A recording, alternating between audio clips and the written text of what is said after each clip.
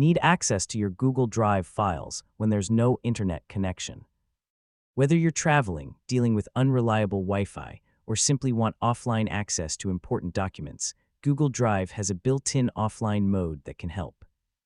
In this tutorial, I'll show you how to use Google Drive offline on a PC in 2026. So let's get started. First, open Google Drive in your web browser and sign in to your Google account.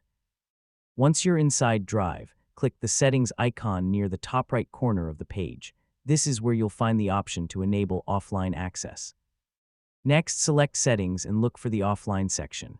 Turn on the option that allows you to create, open, and edit supported Google files while you're offline. If this is your first time using offline mode, Google may need a moment to prepare everything. Google Drive Offline features typically work best with Google Chrome and may require certain browser components to be installed automatically. If prompted, follow the setup instructions and allow the necessary extensions or features to be enabled.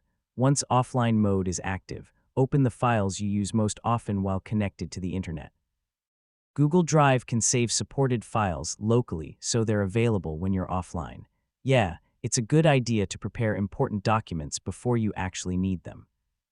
Now disconnect from the internet or disable Wi-Fi temporarily. Then try opening Google Drive and accessing one of your prepared files. If the file opens normally, offline mode is working correctly. For even broader offline access, consider using Google Drive for desktop. This application keeps selected files available on your computer and automatically syncs changes when your internet connection returns. So, if you frequently work offline, this can be a very convenient option, and that's how to use Google Drive offline on a PC. By enabling offline mode and preparing your files in advance, you can stay productive even without an internet connection. I mean, it's one of those features you don't think about until you really need it. Thanks for watching, and I'll see you in the next tutorial.